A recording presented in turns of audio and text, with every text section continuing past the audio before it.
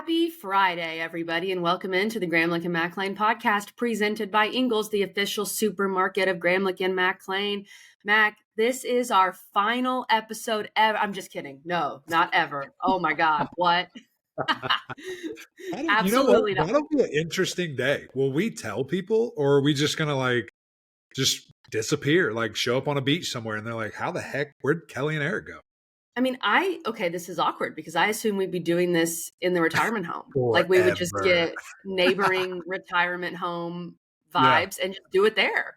That's a great idea. You don't think that? Oh, this is awkward. Just the day, okay. So your thought is we just die, like we die on a podcast episode. I mean, that's not a bad idea. I think we do the podcast in heaven. That'd be cool. Just keep rolling. Keep it rolling. This is great news. Breaking news, everybody. You got us for life and in the eternal life. We got you. And in eternity. Yeah, exactly. But Mac, okay, this is our final podcast before postseason, even though you can count this game, I guess, as postseason, because a lot of these conference championship games, of course, unless you play in the SEC or the Big Ten, are seen as kind of an extension of the playoff. Now, we don't believe that here because we think SMU is deserving of getting in regardless of the outcome. Obviously, Clemson needs to win. So there's a lot going into this game, Mac, but we finally made it. ACC Championship pod. Let's go. Let's start there because I think that's fascinating. Let's start playoff talk before we get to championship talk. Where are you on Miami? 10-2 Miami that lost to a very good Georgia Tech team that almost beat Georgia. That lost to a 9-win, 8-win, whatever it is, team on the road lost to them by I think 4 points in Syracuse. That's very good. Who beat UNLV, who's ranked in the college football playoff. Where are you on the Canes right now? Yeah, I mean, I think Syracuse should have already been ranked going into the game last week. I've talked about that a few times. Miami right now, their strength of record is 14. So, and that's just per ESPN stuff, obviously, which is all littered in with strength of schedule, whatever. They, Bama's 10, South Carolina's 11. I think those are the teams they're really competing with for those final spots. Miami's strength of schedule is at 55, Bama's at 17, South Carolina's at 15. And again, so much of that is what do you believe, right? So much of that is skewed by the SEC and all that. I really liked what our good friend Mark Packer was saying on ACC Network about I think that so many people, and I've even been guilty of this, to say, well, 2-loss Miami's out because they're going to put Alabama in. And I'm not saying that's right, but I just assume that's what they'll do. But when you look at Alabama, Miami, these two games they've lost on the road to who we believe are two really good teams, a 9-win team and a Georgia Tech who, if they had played an easier schedule, they would be a 9-win team. Their schedule's brutal. On the road, very close games. I mean, I think game control should matter. Bama goes to Oklahoma and gets blown out. Right. And as great as the Vanderbilt story is, Vanderbilt still lost to Georgia State. And these are convenient facts that we are overlooking. So, no, I don't think Miami should be completely out of the discussion. But I think I would put South Carolina in over them. I wouldn't put Bama, but I know what people are saying about Bama.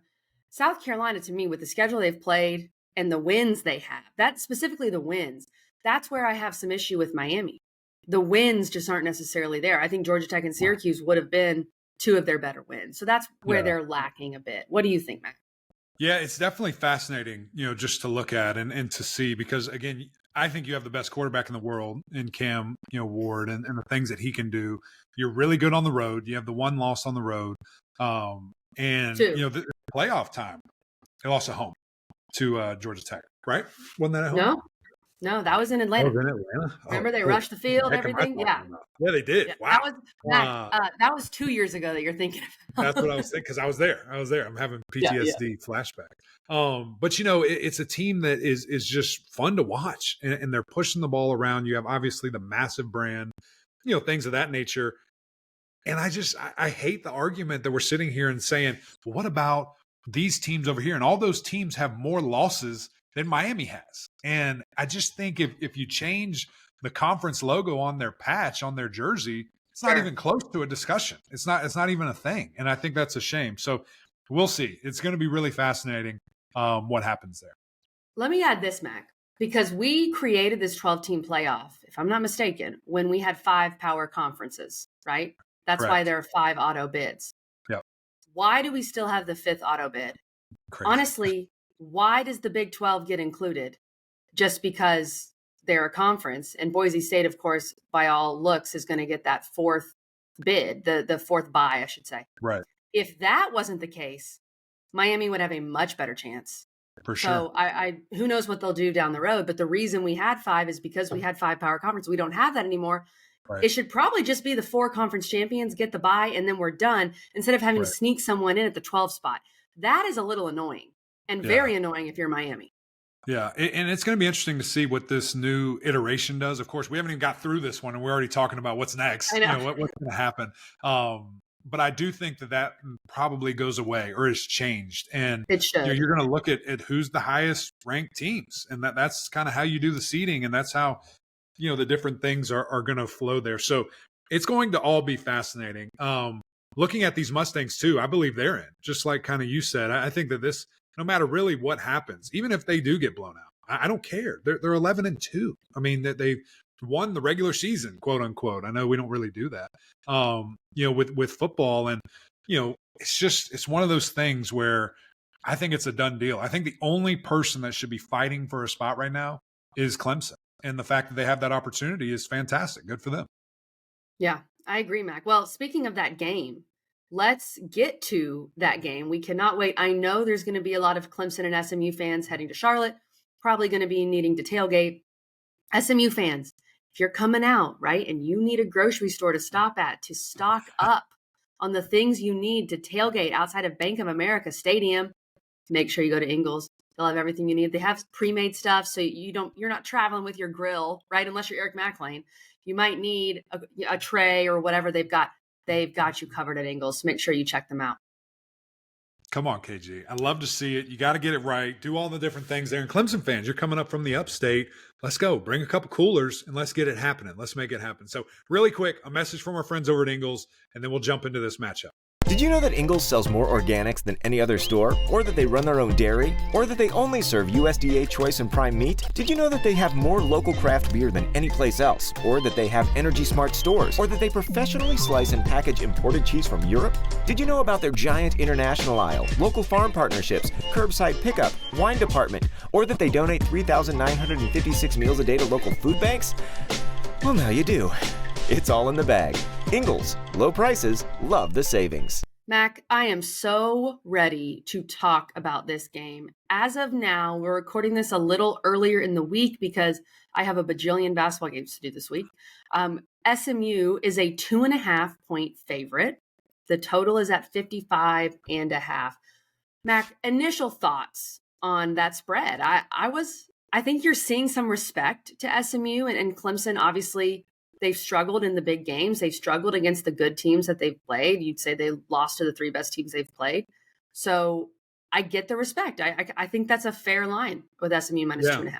It's been interesting, and I've seen it move a handful of times, and especially on different places. It looks like on ESPN it opened as Clemson being a 2-point favorite, and then as you said right now, it's with the Mustangs 2.5. But I've seen other places, FanDuel, DraftKings. I think Clemson was favored on FanDuel. So it's a really interesting thing, and pretty much even, in which honestly, just for fun, it would be great to see if it said that on this app, if it did say even, just to see, where this is. And I think there's interesting things about both, just when you look at it. Clemson has not been able to win a big game, and you can sit here and say Pittsburgh and sure, got it. That team fell to pieces.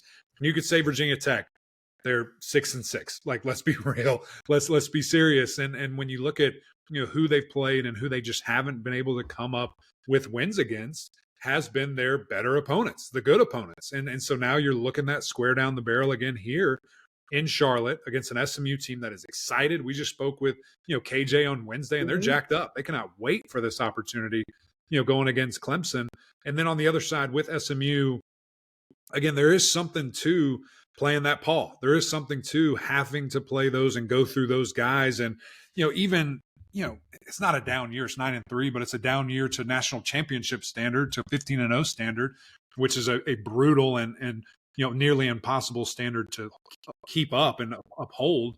But they're still a great team. And this is going to be, I think that the toughest challenge that, SMU has had all year. And even going back to BYU, going back to, some of the games that maybe they struggled in, I don't know if they've quite seen a team like this. So I can't wait. I am jacked up, really excited for a multitude of reasons, but obviously just, the ACC putting their two best feet forward in a conference game, in a conference championship game. And, ultimately the best is going to come out, and it's going to be a great representative in the college football playoff for us.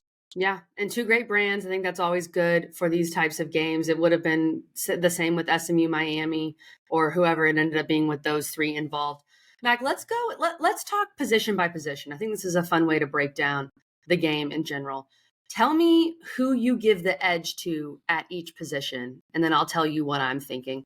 Let's start with quarterback. We just interviewed Kevin Jennings. We had Cade Klubnik on a couple weeks ago, if you want to go back and listen to that.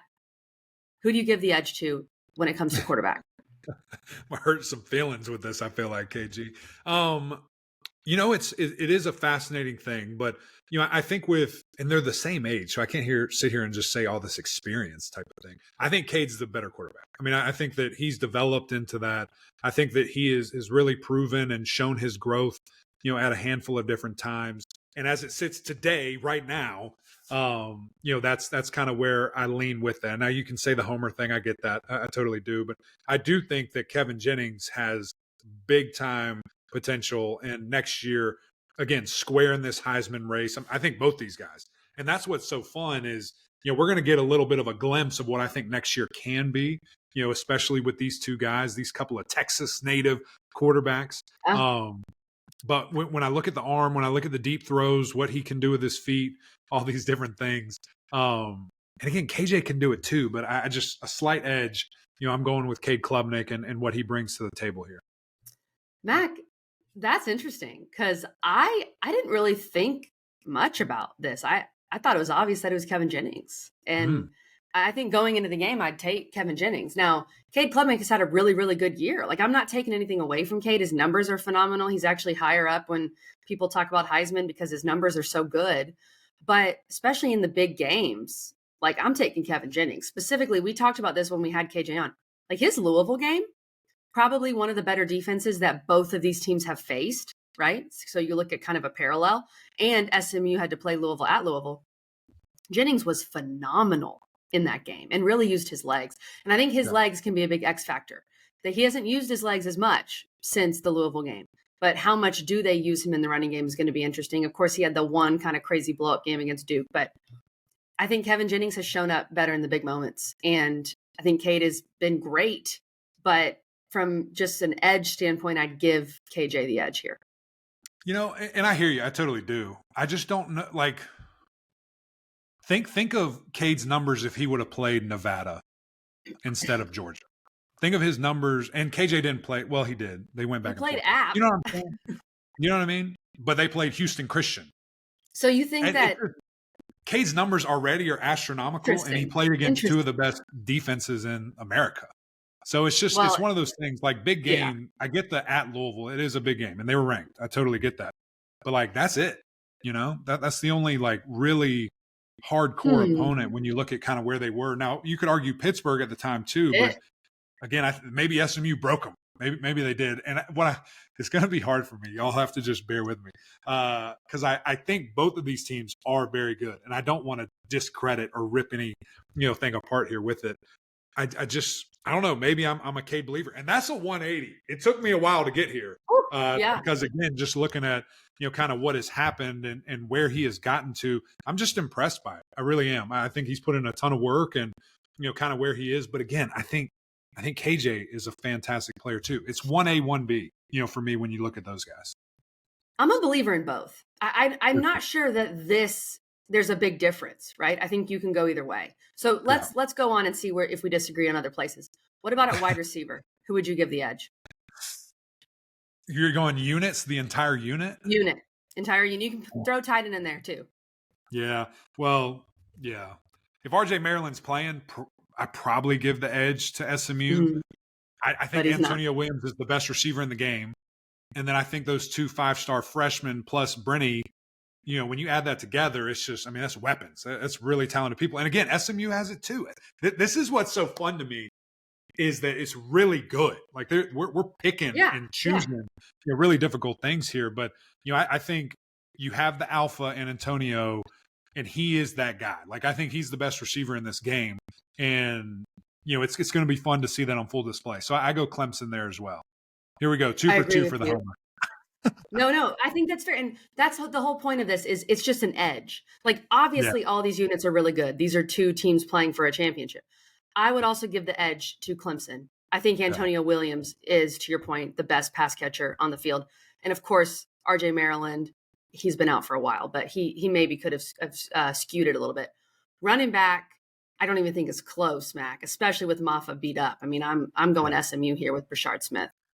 Yeah, and I am too. And I think it's maybe 3 weeks ago, maybe not. Maybe it is a super laser focused discussion and something that's really interesting, but he's not healthy right now at all. I mean, and that's, which is a problem. To me, it looks very clear. It is a problem because they're not committing to developing that depth, which is shocking because that's all they've done, Coach Sweeney's entire career, except for this year at this position. It's really kind of weird, to be honest, just when you look at history and how they've kind of done things. So, yeah, I think Brashard Smith is the guy. I mean, he has been so fun to watch, so dependable. I mean, a guy that, just hand him the rock, throw him the rock, line him up in special teams, whatever you want to do there, you can. And he's going to be ready for that challenge. So I agree. I'm with you. I'm giving him the nod as the best, running back in this game.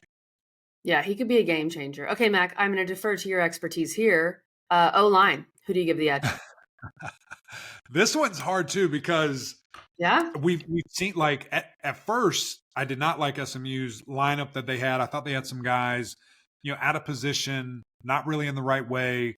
And then they kind of fixed it and they switched it and really got some. But also the quarterback change helped. And also a quarterback change. And then you look at Clemson and they're so beat up and they're dealing with a couple of games where they have, 3 and 4th string guys having to go out there and do their thing. And I'm really worried and terrified going into the South Carolina game. And then they probably played their best game as a unit, doing their thing up front, protecting the quarterback, playing at a really high level.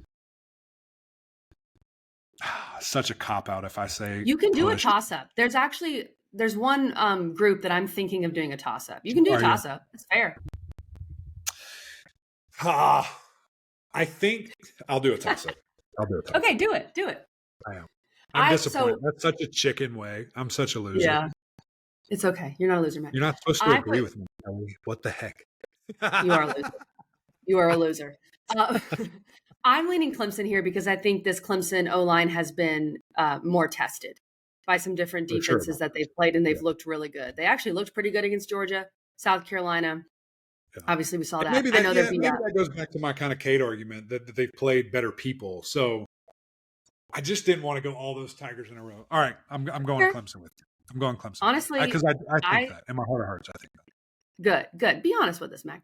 We're about to talk defense, and I'm going to give SMU the edge at a lot of these. So I think we'll flip.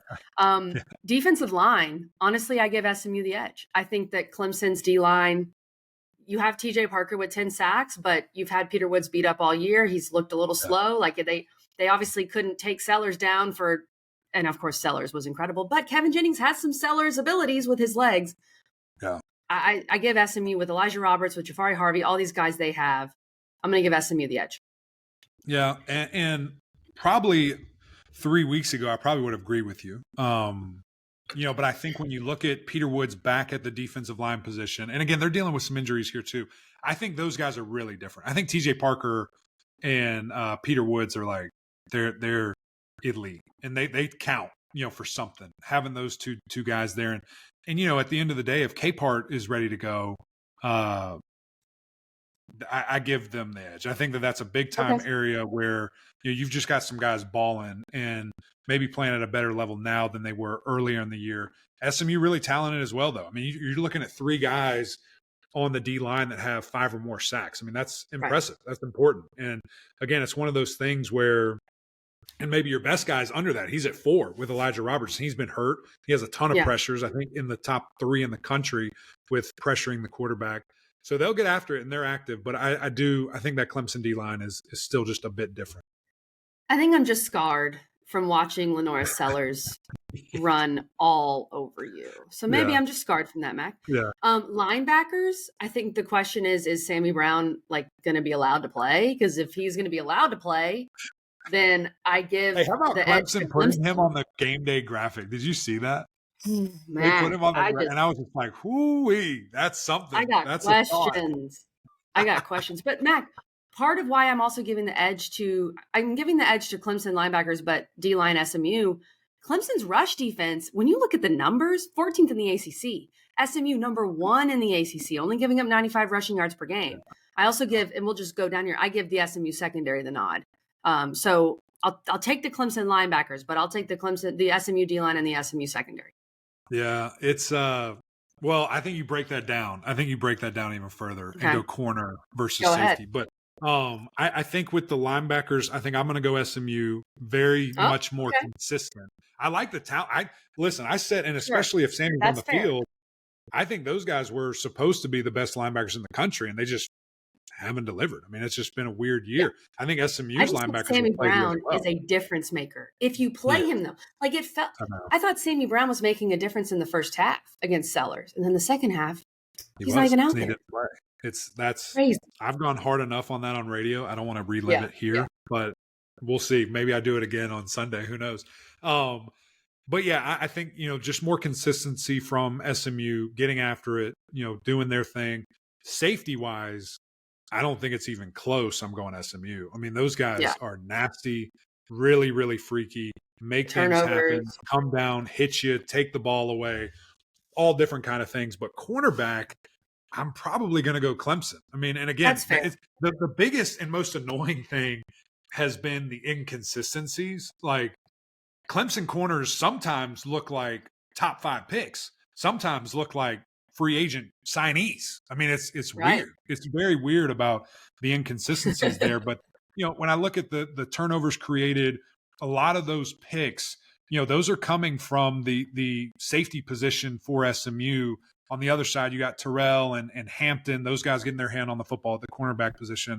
And even your nickelback, which is a safety, but, sometimes can be a corner, for Clemson. So that cornerback wise, I'm going with Clemson there. So the mainstay of all of this so far, KG, has been razor thin, and really it's a preference thing. Like, you can lean either way with these guys. Correct. I'm glad you split up secondary. I think that's a really good way to look at it and talk about it. And I would agree with you on that. Mac, that's kind of my point in doing this is I think it's very close at pretty much every position. Yeah. Unfortunately, if you're a Clemson fan, the one position where it's not close is special teams.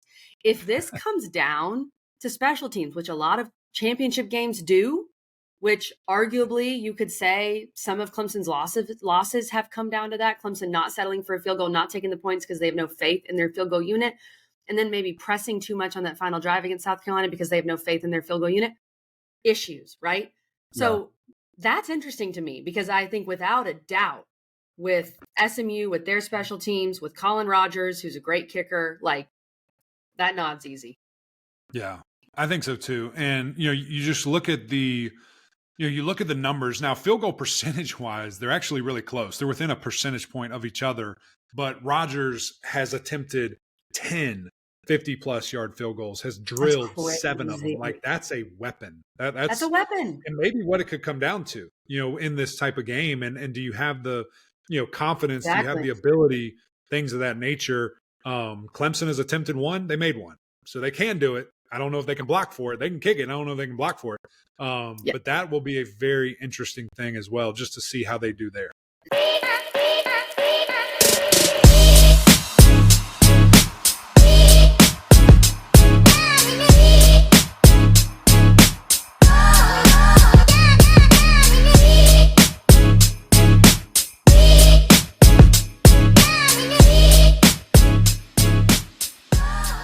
Okay, Mac, before we get into a couple keys with this game, I do want to look at some of the Underdog numbers.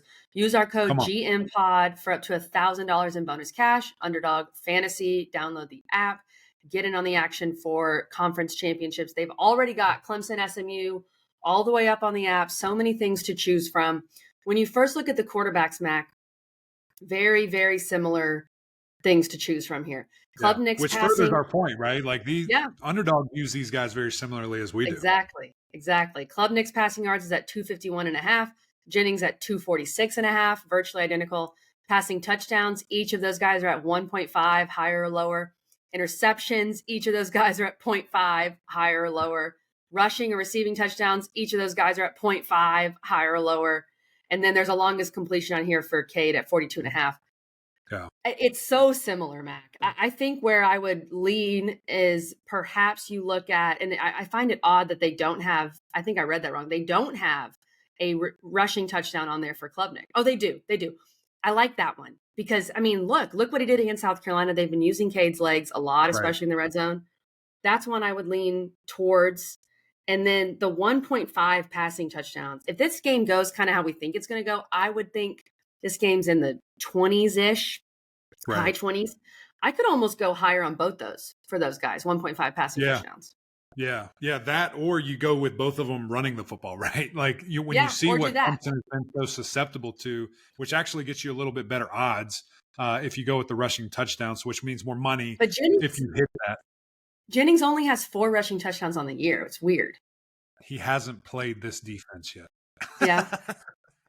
And that, it's going to be interesting. And that's why I think this game is going to be so fun is you're going to see a really, really, really smart guy who has dialed up a lot of things in Rhett Lashley.